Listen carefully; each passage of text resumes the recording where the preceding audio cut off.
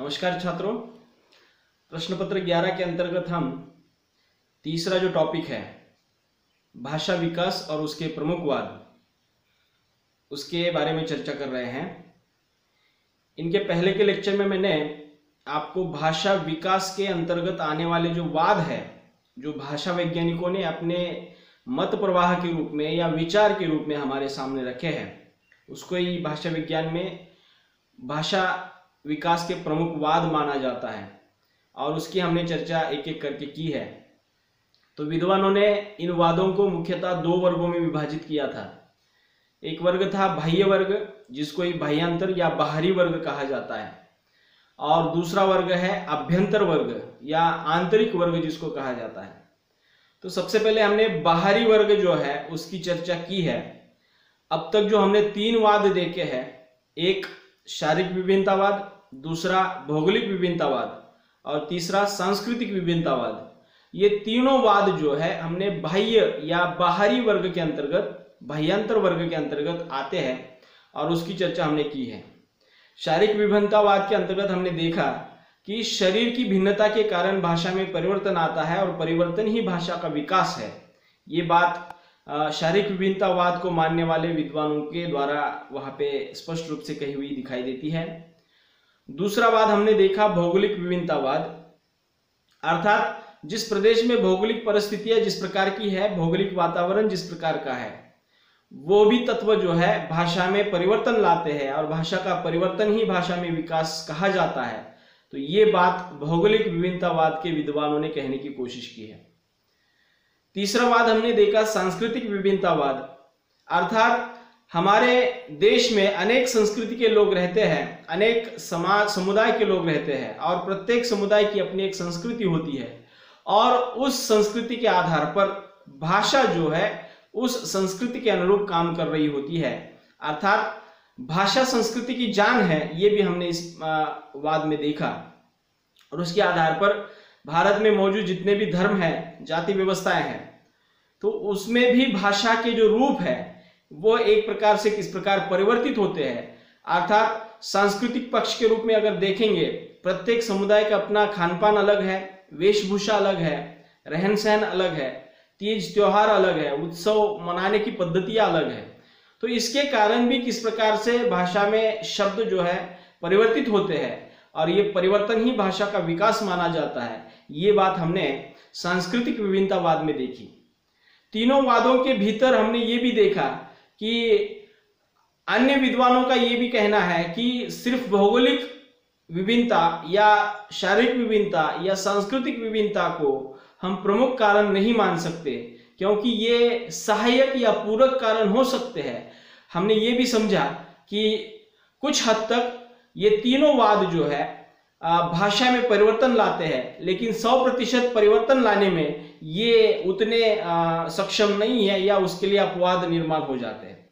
तो इसलिए हम भाषा वैज्ञानिकों ने अगला जो वाद हमारे सामने रखा है और उसकी चर्चा हम करने जा रहे हैं। और ये वाद जो है, जिस प्रकार हमने इसके पहले बाहरी या बाह्यांतर वर्ग के वाद देखे, उसी प्रकार अब दूसरा जो विभाजन उन्होंने किया अभ्यंतर वर्ग या आंतरिक वर्ग, उसकी चर्चा मैं करूंगा।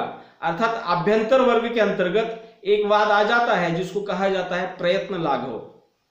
अब देखिएगा, प्रयत्न लाघव ये शब्द थोड़ा सा आपके लिए नया होगा, लेकिन इसको अगर हम शब्दशः समझेंगे तो ये शब्द बिल्कुल भी कठिन नहीं है। अभ्यंतर वर्ग से तात्पर्य यह है कि शरीर की भीतरी व्यवस्था के कारण, शरीर के भीतरी अवयवों के कारण किस प्रकार भाषा में परिवर्तन आता है, और ये परिवर्तन प्रयत्न लाघव के अंतर्गत वहां पे विद्वानों ने स्पष्ट किया है। तो प्रयत्न लाघव के बारे में हम आज चर्चा करेंगे और किस प्रकार भाषा परिवर्तित होती है और भाषा का विकास होता है, ये भी थोड़ी सी बातें मैं आपके सामने रखूंगा। तो अभ्यंतर वर्ग के अंतर्गत आने वाला जो वाद है प्रयत्न लाघव क्या है, देखिएगा। सबसे पहले प्रयत्न लाघव शब्द का अर्थ समझ लेते हैं। प्रयत्न शब्द आप समझते होंगे, प्रयत्न का अर्थ है कोशिश या प्रयास। लाघव से अर्थ है लघुता या कम मात्रा में। अब थोड़ा सा आप अर्थ के करीब पहुंच गए होंगे। प्रयत्न लाघव का अर्थ है प्रयासों की लघुता या कम से कम प्रयास करना, ये प्रयत्न लाघव शब्द का अर्थ है। अब इसका हमारे भाषा के साथ क्या संबंध है, उदाहरण के तौर पर मैं आपको बता देता हूं। देखिएगा, हम कोई भी कठिन शब्द अगर हमारे उच्चारण में आ जाता है तो उसको थोड़ा सा सरल करके हम बोलने की कोशिश करते हैं, या कोई बड़ा शब्द है उसको हम संक्षिप्त रूप में बोलने की कोशिश करते हैं। अर्थात ये कोशिश या ये जो प्रयास है एक प्रकार से प्रयत्न लाघव की प्रवृत्ति है, और ये शरीर के भीतर की प्रवृत्ति है, और ये प्रत्येक मनुष्य के पास ये प्रवृत्ति देखने को मिलती है।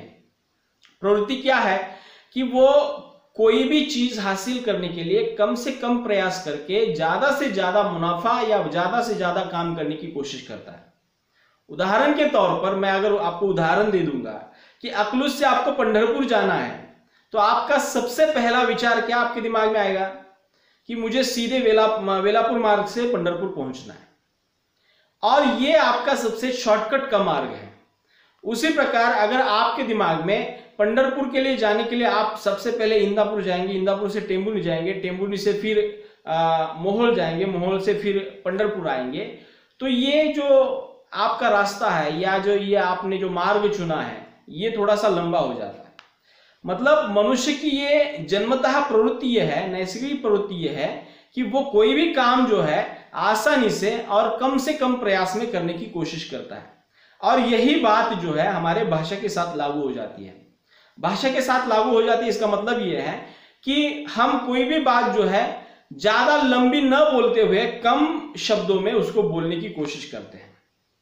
अर्थात देखिएगा, इसके बारे में और कुछ बातें थोड़ी सी यहाँ पे दी है, वो भी मैं बता देता हूं। भाषा के विकास में अभ्यंतर या आंतरिक कारणों में उन भाषिक प्रवृत्तियों को गिना जाता है जो भाषा विज्ञान के अध्ययन के क्षेत्र में आते हैं। इसमें प्रयत्न लाघव, अज्ञान, अपूर्ण अनुकरण, बलाघात आदि प्रवृत्तियां आती है। ये सभी प्रवृत्तियां कम अधिक मात्रा में सभी भाषाओं में प्रभाव छोड़ती है।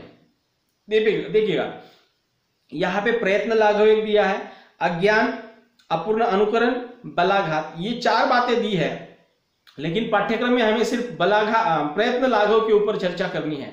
और प्रयत्न लाघव के अंतर्गत जो भी बातें मैं अभी बता रहा हूं ये मनुष्य की नैसर्गिक प्रवृत्ति है। प्राकृतिक तौर पर ये मनुष्य कोशिश करता है कि मुझे जो भी कुछ काम करना है वो कम से कम प्रयास में करना है, ज्यादा परिश्रम न करके मैं उस काम को पूरा कैसे कर सकूं, ये प्रयास जो है प्रयत्न लाघव की प्रवृत्ति के अंतर्गत आता है।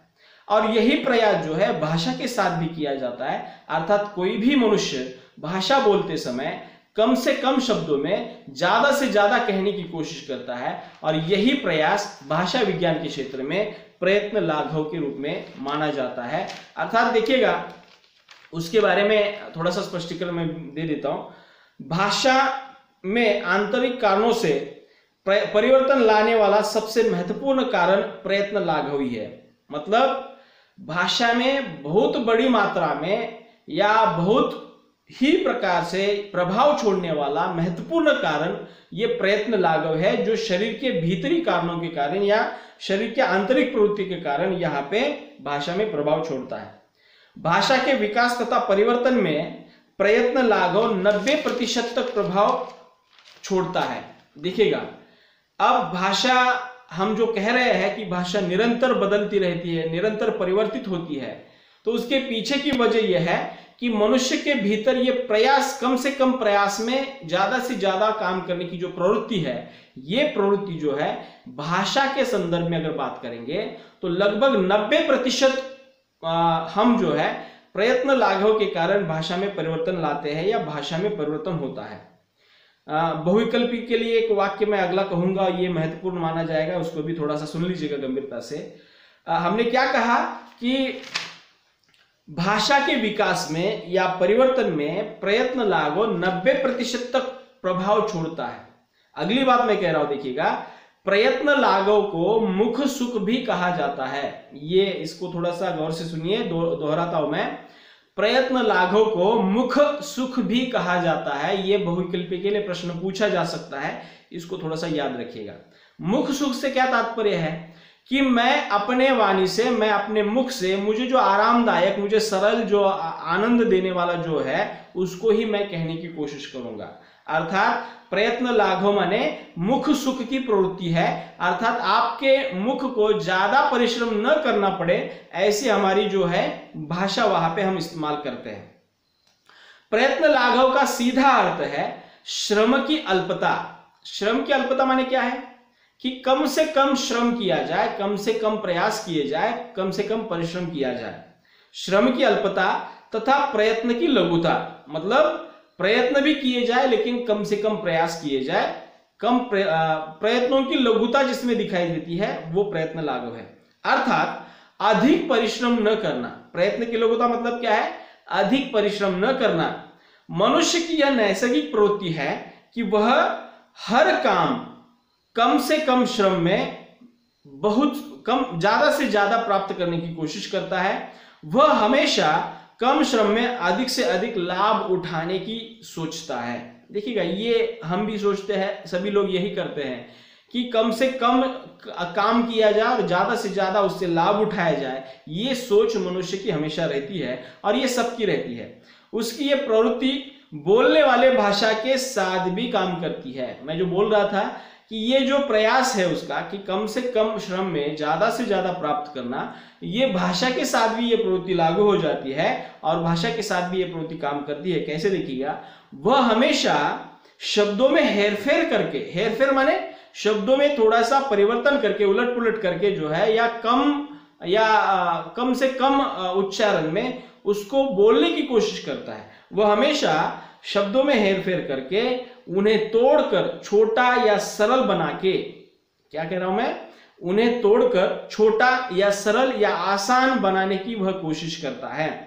प्रयत्न लाघव के प्रवृत्ति के कारण मूल शब्दों में परिवर्तन होता है और परिवर्तन ही भाषा का विकास माना जाता है। देखिएगा, हम बोलते समय हमेशा कोशिश क्या कर रहे हैं कि जो ज्यादा कठिन शब्द है, उच्चारण के लिए कठिन शब्द है, उनको हम आसान बनाते हैं, सरल बनाते हैं और उसी के आधार पर ही वहां पे शब्द में हेरफेर की जाती है, शब्द में परिवर्तन किया जाता है। उसका परिणाम ये हो जाता है कि शब्द बदल जाते हैं और शब्द का बदलना माने भाषा का परिवर्तन हो जाता है और भाषा का परिवर्तन माने भाषा में विकास हो जाता है। उदाहरण के तौर पर मैं बता देता हूं। देखिएगा कि हम जो पढ़ाई कर रहे हैं, अभी आप कौन सी कक्षा में पढ़ रहे हैं? बीए तृतीय वर्ष की कक्षा में।